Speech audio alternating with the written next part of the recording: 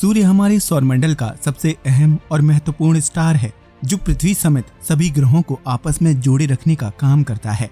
लेकिन ये सूर्य ऊर्जा और तापमान से जितना भरा हुआ है, उतना ही मनुष्य और पृथ्वी के लिए हानिकारक भी साबित हो सकता है।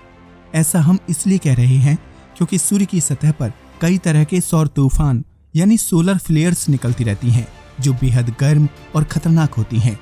दरअसल पिछले 11 साल से सूर्य की सतह पर किसी प्रकार की हलचल नहीं देखी गई, लेकिन हाल ही के दिनों में उसकी सतह पर बड़ा सनस्पॉट यानी धब्बा विकसित हुआ है। ये धब्बा इतना बड़ा है कि उसमें निकलने वाली सोलर फ्लेयर्स धरती को काफी हद तक नुकसान पहुंचा सकती है। अगर ये सोलर फ्लेयर्स बड़े पैमाने पर निकलती है तो इससे धरतीवासियों को संचार, सैटेलाइट कम्युनिकेशन, हवाई यात्रा समेत समुद्री तूफान जैसी समस्याओं का सामना करना पड़ सकता है।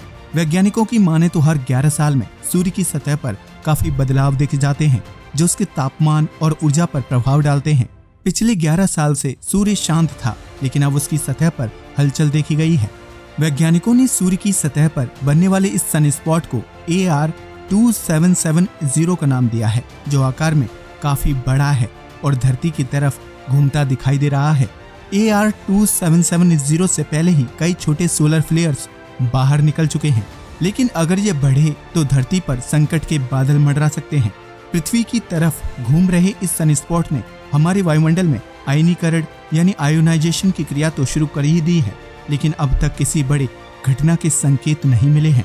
सूर्य की सतह पर बनने वाले सनस्पॉट एक प्रकार के काले धब्बे होते हैं, जो अंतरिक्ष में बनने वाले तारों की तुलना में काफी ठंडे होते हैं, लेकिन इनका मैग्नेटिक फील्ड इतना ज्यादा होता है कि इससे विशाल मात्रा में ऊर्जा निकलती है।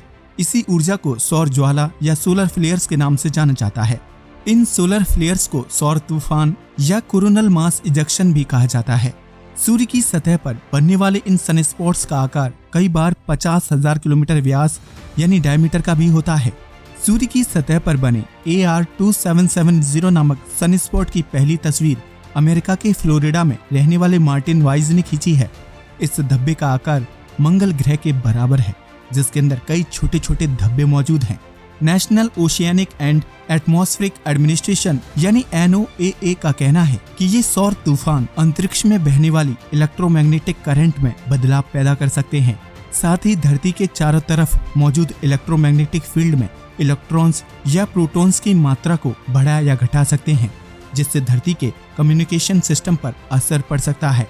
हालांकि अब तक AR2770 सनस्पॉट से पृथ्वी की संचार प्रणाली पर कोई खास असर नहीं पड़ा है, लेकिन हो सकता है कि आने वाले कुछ दिनों में ये समस्या उत्पन्न हो जाए।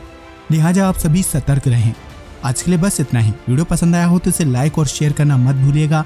साथ ही चैनल को भी सब्सक्राइब करिएगा। जय हिंद दोस्तों।